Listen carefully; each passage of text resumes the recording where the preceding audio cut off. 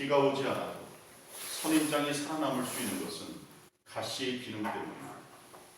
가시는 수분을 증발시키지 않습니다. 그래서 비가 오지 않아도 선인장은 버틸 수 있는 것이죠. 이것처럼 가시는 조절 기능을 하는 것입니다. 우리로 하여금 교만하지 못하도록, 자랑하지 못하도록, 증발시키지 못하도록 가시는 나를 조절하는 기능을 허락해 준다고 하는 거죠. 여러분, 사실 바울은 그동안에 엄청난 은혜를 받았던 것이 사실입니다. 어떤 은혜를 받았습니까? 남들이 가보지 못한 3층 하늘을 직접 가본 사람이었습니다. 그는 기적까지 일으켰습니다. 그리고 바울은 다른 사도들은 엄두되지 못하는 유럽 전도를 꿈꾸고 특별히 실현까지 시키는 놀라운 일을 하게 되었던 것이죠. 그런데 여러분, 너무 많은 은혜를 받을 때 생길 수 있는 고질적인 병이 무엇이냐면 바로 교만이라는 병. 여러분, 신앙의 초보자 때 하나님이 한번 치시면, 가시를 주시면 무서워서 금방 회개합니다.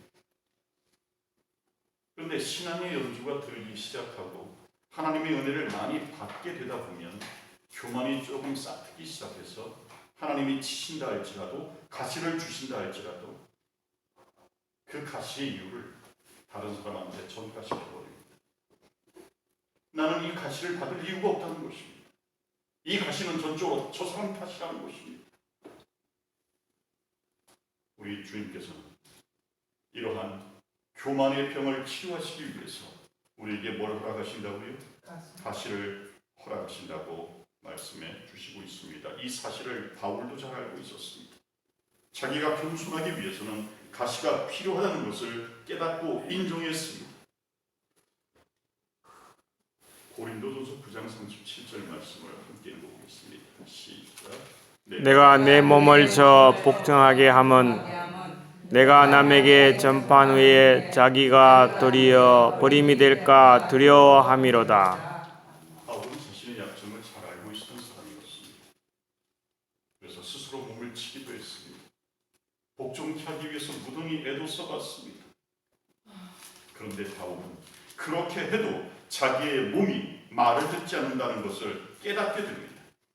아무리 발버둥 쳐보아도 못된 자아는 결코 뽑힐 수 없다는 것을 바울은 깨닫게 된 것입니다.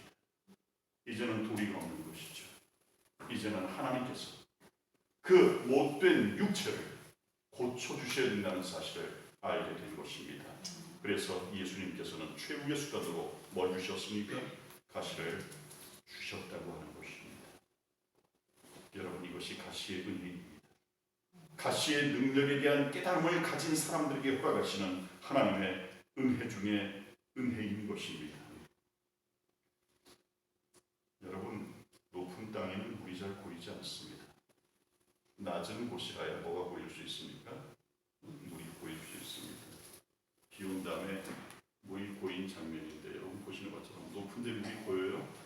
낮은 데 고입니다. 낮은 땅이어야 물이 고일 수가 있는 것이죠. 여러분, 하나님은 낮은 자리에 서 있는 사람, 신앙의 경비를 가지고 있는 그 사람에게 하나님은 당신이 받으시고 당신의 종으로 삼으신다는 사실을 우리 모두가 기억하셨으면 좋겠습니다. 아멘. 우리는 어쩌면 신앙의 프로페셔널인지도 모릅니다. 그럴수록 우리가 가져야 될 것은 겸손이 아닌가 생각합니다. 예수께서 우리에게 허락해 주신 어떤 가시가 있을지라도 그 가시가 내 믿음과 내 삶을 지금도 조절하고 있다는 사실을 믿으시길 바랍니다. 아멘. 그리고 그 조절이 나로 하여금 자랑케, 교만케 아니하고 오직 하나님께만 영광을 돌리게 만든다는 이 믿음을 가지고 사시는 우리 에스더 전도단원들, 또 하나님께 성도들 되시기를 주님의 이름으로 축원합니다. 아멘. 시편 57편 15절의 말씀을 함께 읽어보십니다. 시작. 통회하고 마음이 겸손한 자와 함께 거하나니 이는 겸손한 자의 영을 서성케 하며 동의하는 자의 마음을 서성케 하려 함이라. 감사합니다. 이사야 57장 15절의 말씀이었습니다. 여러분 여기서 알 수 있는 한 가지 사실은 녹은 사람을 쓰시는 하나님이라는 것입니다. 어떤 사람이요? 녹은 사람. 쇠가 녹아야 기구가 될 수 있는 거죠. 하나님은 통회와 겸손을 통해서 녹아진 사람을 당신의 종으로 부리신다는 사실, 도구로 사용하신다는 사실을 기억하면서 나를 녹이는 기능을 하는 것, 그것이 바로 가시의 기능이며 가시의 은혜라는 믿음을 가지고 사는 저와 여러분 되셨으면 좋겠습니다. 아멘. 두 번째 가시의 은총은요, 기도하게 하는 은혜라고 하는 사실입니다. 결혼 8년차 집사님 부부가 있었습니다. 아주 신실한 집사님이셨는데요. 이 부부의 유일한 흠이 있다면 자식이 없다는 거였습니다. 그래서 이 부부는 새벽 기도회 때마다 나와가지고 자식을 위해서 기도했습니다. 그리고 기적적으로 하나님이 생명을 잉태하는 복을 주셨고 10달 반 만에 아들이 태어났습니다. 복입니까? 복입니다. 근데 산모가 아이를 낳은 순간 거의 기절을 했습니다. 왜냐하면 이 아이는 정상적인 아이가 기형아였습니다. 이 부부가 꿈꿔온 아이는 그런 아이가 아니었어요. 정상적으로 커서 귀여움도 받고 재롱도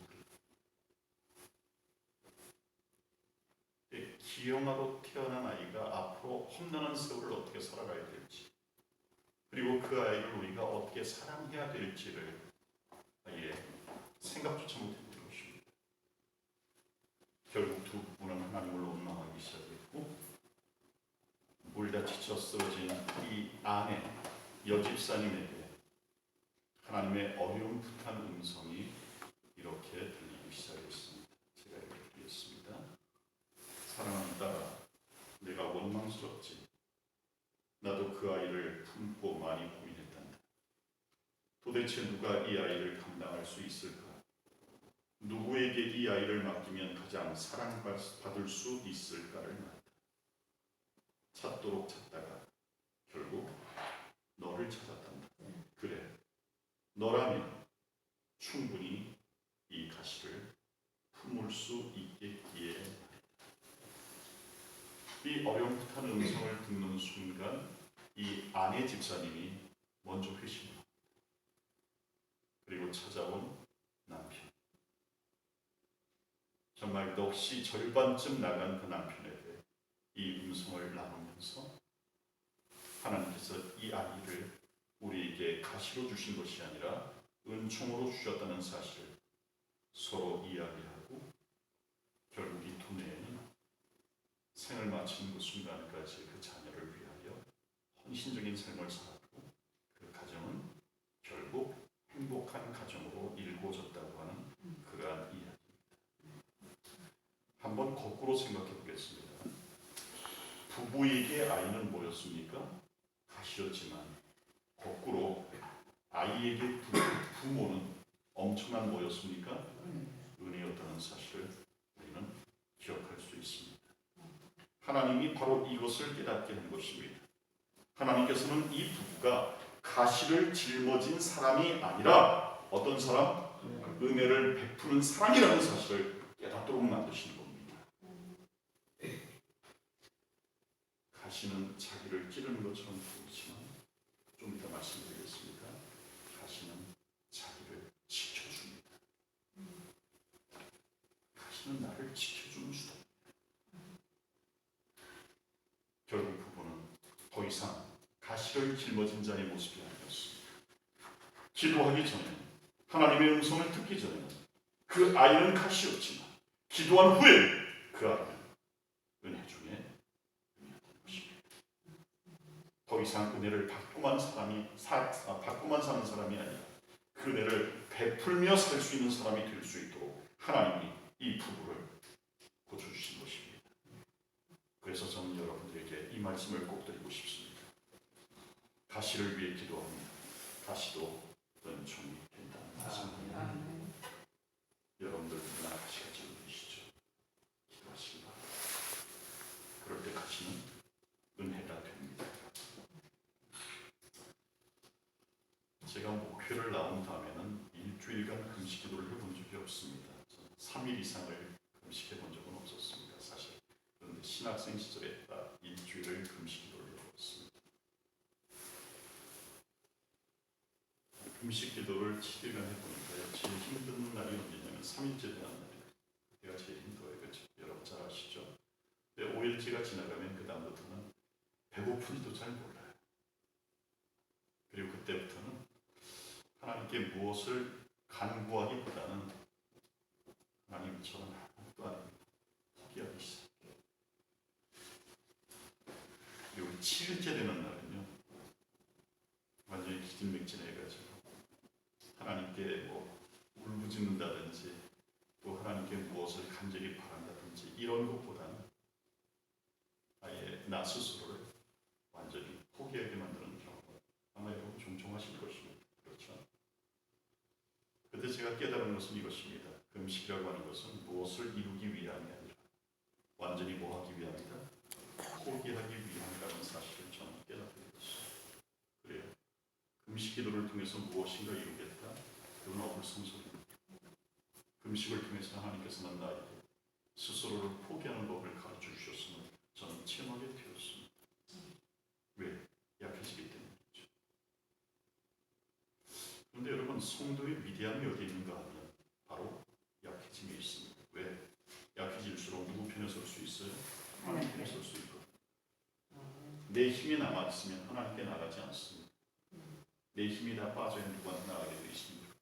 하나님께 나가게 되어 있습니다. 하나님 편에 서 있게 되어 있습니다. 물론 그렇지 않은 경우는 신앙이 그만큼 성숙해졌다는 뜻일 것입니다. 여러분 우리는 사실 가시 앞에서 약해질 수밖에 없는 것이 부인할 수 없는 현실입니다. 그런데 우리에게는 뭐가 있냐면 그럴 때마다 기도라는 무기가 있음을 기억하시기 바랍니다. 가시를 은혜로 바꾸는 무기, 그게 뭡니까? 그게 기도입니다. 기도를 저는 이렇게 정의를 해봅니다. 함께 읽어볼까요? 시작. 기도는 나의 약함이 곧 강함임을 알게 하는 무기다. 또 저는 기도를 이렇게 정의합니다. 기도는 내 교만은 무너지고 하나님의 은혜는 커 보이게 하는 영적인 뭐다? 돋보기다. 그렇습니다. 기도는 나는 무너지고 하나님의 은혜는 커 보이게 만드는 영적인 뭐라고요? 돋보기. 그게 가시의 기능이며 가시의 은혜입니다. 시편 91편 15절 말씀을 함께 읽겠습니다. 시작. 저가 내게 간구하리니 내가 응답하리라. 저를 만날 때 내가 저와 함께하여 저를 건지고 영화롭게 하리라. 아멘. 우리가 기도할 때 하나님은 반드시 나를 사용해 주십니다. 나를 건져 주십니다. 나와 함께 하십니다. 그리고 나를 용하게 하십니다. 예언하신 말씀을 하나 외쳐왔습니다. 함께 읽어보겠습니다. 시작. 비록 교회가 가난하고 교육이 없는 무명 인사들로 구성되었다고 할지라도 만일 저들이 믿고 기도하는 성도가 된다면 저들의 감화력은 이때와 영원한 시대를 통하여 감동을 줄 것이며 저들이 단순한 믿음으로 나아가 하나님의 말씀의 허락세를 신뢰한다면 저들은 큰 사업을 성취할 수 있을 것이다. 우리가 기도에 힘쓰는 성도가 될 때, 우리가 더욱 기도에 힘쓰는 에스더 천사들이 될 때, 우리는 더 큰 사업도 성취할 수 있게 될 것입니다. 결국 가시의 은혜는 기도하게 하는 은혜를 기억하시기 바랍니다. 아멘. 세 번째 가시의 은총은 하나님의 능력을 머물게 하는 은혜라고 말씀을 드릴 수가 있습니다. 이것이 본문 9절과 10절에 나타나고 있습니다. 있습니다. 이는 하나님의 능력이 내게 뭐하게 하리라? 머물게 하려 함이라 라고 선언하고 계십니다. 그림 알아보실까요? 어미새가 새끼들에게 뭘 물어주고 있습니까? 먹이를 물어주고 있습니다. 물어다 주고 있어요. 여러분, 아주 어린 시절 새끼는 따뜻한 보금자리에서, 폭신한 보금자리에서 뭐 하기만 하면 됩니까? 받아 먹. 입을 크게 벌리고 짹짹거리기만 하면 돼요. 그렇죠? 그러면 어미는 희한하게 순서를 나가요. 누가 먹이를 먹었는지 안 먹었는지를 기록을 해요. 희한하게. 그래서 순서대로 먹여줍니다. 그래서 어린 새끼가 할 일은 뭐만 하면 돼요? 입만 크게 벌리고 있으면 되는 거죠. 근데 새가 조금 자라나다 보면 새의 숨털은 다 벗겨지고 뭐가 나기 시작해요? 날 수 있게 만드는 깃털이 나기 시작하거든요. 근데 새끼는 거의 날 수 있을 정도의 깃털이 난 뒤에도 어미새가 돌아오면 습관적으로 뭐만 벌립니까? 입만. 입만 벌리고 짹짹거립니다. 그럴 때 어미새는 둥지에 가시를 넣는다고 하죠. 더 이상 둥지가 보입니까? 안 보입니까? 둥지에서 나온 것입니다. 가시 같은 걸 집어넣으니까 더 이상 새들이 보금자리에 있지 못하고 요리조리 피하다가 안 되니까 결국은 둥지 밖으로 나오는 거죠. 그리고 둥지 밖에서 먹이를 몇 번 더 받아먹은 다음에 드디어 새는 뭐 하기 시작합니까? 날기 시작하는 거죠. 우리는 여기서 오늘 설교의 제목을 얻을 수가 있는 것입니다. 결국 저 아기 새에게 가시는 무엇인가? 비상케 하는, 날 수 있게 만드는 어미의 사랑이라고 하는 것이죠. 여러분, 사실 다 자란 아기 새 마냥 안락함에 머물기를 좋아하는 우리 자신들 아닙니까? 그런 우리들에게 필요한 것도 저는 다시는 모르겠습니다. 여러분, 우리에게 저 가시는 사람일 수도 있고 사건일 수도 있고 환경일 수도 있습니다. 신앙의 연조가 높아지면 높아질수록 환경은 문제가 안 되고 사건도 문제는 안 되는데 뭐는 문제가 됩니까? 사람은 문제가 됩니다. 그래서 신앙의 연조가 들면 들수록 어려운 게 인간관계인 것 같아요. 그런 생각 안 하십니까? 동의를 많이 안 하시는 걸 보니까 다 성숙하신 분이신 것 같습니다. 저는 그런 걸 많이 느껴요. 목회의 연조가 올라가면 올라갈 때마다, 쌓이면 쌓일 때마다 환경과 사건은 문제가 안 되는데 사람은 문제가 됩니다. 왜? 인간은 인의 간, 사람 사이의 인간이거든요. 그러다 보니까 늘 사람이 문제가 되는 것이죠. 근데 여러분이 가지신 가시가 사람이든 사건이든 환경이든 간에 여러분 기억하셔야 될 것은 가시 같은 현실이 나를 찌를 때가 내가 새로운 일을 시작하고 기대할 수 있는 가장 좋은 때라는 사실입니다. 어쩌면 그것이 우리에게 가시를 허락하시는 하나님의 목적이 아닌가라는 생각을 해보게 됩니다. 여러분 혹시 지금 힘들고 어렵다면 그리고 그것이 가시처럼 여겨진다면 그건 하나님이 주시는 은총이라고 믿어보시길 바랍니다. 왜냐하면 이 말씀이 우리에게 주어졌기 때문에. 시작. 너희는 이전 일을 기억하지 말며 옛적 일을 생각하지 말라.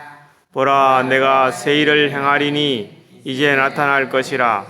정령이 내가 광야의 길과 사막의 강을 내리라. 여러분, 이 말씀 이사야 43장 18절과 19절의 말씀에서 특별히 기억해야 될 것은 뭐냐면 과거에 머무르지 말라는 것입니다. 과거에 머무르면 머무를수록 가시는 커집니다. 근데 가시가 나를 찌를 그때는 하나님께서 나를 위해서 뭐를 하실 때라는 것입니까? 새 일. 새 일을 행하실 때라는 것입니다. 아멘. 그러므로 가시 때문에 가장 고통스러울 때가 내가 무엇을 할 수 있는 시기인가 하면 하나님과 협력해서 새로운 일을 시작할 수 있는 때라는 것입니다. 어제 우리 담임 목사님을 통해서 에스더 우리 천사 단원들 가운데 가족과 사별하고 오신 분이 계신다는 얘기를 들었습니다. 저도 감동을 많이 받았습니다. 하나님이 반드시 그 가시를 복이 될 수 있도록 은총이 될 수 있도록 교환시켜 주실 줄 믿습니다. 중요한 것은 우리 모두는 과거에 머무를 사람이 아니라 하나님과 더불어 새로운 일을 다시 시작해야 될 사람입니다. 그 일을 위하여 가시를 아프게만 여길 것이 아니라 그 가시를 통하여 하나님이 어떠한 일들을 계획하시는지 목격하시는 저와 여러분 되시기를 간절히 바랍니다. 아멘. 이제 결론을 좀 내보도록 하겠습니다. 두 가지 결론인데요. 첫 번째는 가시는 가시로 끝나지 않는다는 것입니다. 여러분 아까 말씀드렸지만 가시는 자신을 지키는 수단입니다. 저 선인장이 저 메마른 땅에서 살 수 있는 것은 가시가 있기 때문입니다. 만약 가시 대신에 잎사귀가 나 있다면 저 선인장은 죽을 것입니다. 메마른 건기를 저렇게 잘 살아남을 수 있는 이유는 가시가 가진 기능 때문입니다. 그런데 사막에도 뭐가 내릴 때가 있어요. 광야에도 비가 내릴 때가 있습니다. 가끔씩 비가 내릴 때가 있는데 아주 짧은 우기가 있는데 그 우기가 오면 선인장이 저렇게 예쁜 꽃을 냅니다. 꽃 중에 가장 아름다운 꽃 가운데 하나가 바로 선인장이고 어떤 선인장은 아주 좋은 향기까지 토해내기도 합니다. 여러분 이러한 넉넉한 환경이 올 때까지 가시는 무엇을 해주냐면 동물들의 공격을 뭐합니까? 막아낸다는 거죠. 여러분 사실 가시는요 사막에 있는 초식 동물들이 섭취할 수 있는 수분의 공급원 가운데 하나예요. 만약에 가시가 없다면 속수무책으로 당할 것입니다. 그나마 가시가 있기 때문에 자기를 뭐할 수 있는 것이죠? 방어할 수가 있는 것이죠. 그러므로 우리는 이렇게 말할 수가 있는 것입니다. 가시가 자신을 찌르는 것 같지만 사실은 그 가시가 나를 보호해준다고요? 보호해준다는 사실을 우리는 기억해 볼 수가 있는 것이지요. 어쩌면 이것이 가시를 허락하시는 하나님의 목적이 아닐까 생각해 봅니다. 한 가지 더 말씀을 드리면 가시를 가장 잘 닮은 침이라는 것을 한번 생각해 봅니다. 이런 침도 있고 이걸 무슨 침이라고 하죠? 봉침이라고 하죠. 저도 무릎이 아플 때 이 봉침을 직접 놓아봤습니다. 이 벌을 얻어다가 핀셋으로 짚고 제 아픈 환부 부분에다가 봉침을 직접 놓기도 했습니다. 어떤 종류의 침이든 간에 고통이 있습니까? 고통이 있습니다. 여러분 침 가운데 혹시 중앙이라는 침을 맞아보신 적이 있습니까? 중앙? 중앙이 뭐죠? 그렇죠. 어디까지 찌르는 겁니까? 위장까지 찌르는 거예요. 위장병이 있을 때 그 중앙이라는 것을 놓는데 저희 아버님의 절친이 이 침을 놓는 분이셨어요. 저희 어머님이 제가 보는 앞에서 이 중앙이라는 침을 맞는데 이렇게 길어요. 이렇게. 괜찮나? 저 위장 빵꾸 나는 거 아닌가? 이렇게 생각을 했는데 어쨌든 어머니 별 탈 없이 86세까지 잘 생존하셨습니다. 그래서 침이라고 하는 것은 기록한 말씀처럼 참은 고통의 크기만큼 어떻게 됩니까? 빨리 낫습니다. 봉침도 그렇잖아요. 여러분 그 벌침이 살갗에 박히고 그리고 이 근육을 움직여가지고 이 독소가 그러죠. 오를 주입하는 순간 어떻게 되죠? 퉁퉁 붓잖아요. 따갑고 힘들잖아요. 그런데 그것이 나의 진짜 환부, 진짜 고통에 비하면 아무것도 아니고 그 작은 고통과 나중에 생기는 가벼움 중이 내 몸에 쌓인 정말 해로운 것을 분해시켜주고 그리고 고통을 경감시켜주는 것이죠. 이것이 가시를 닮은 침의 효능이라고 하는 거죠.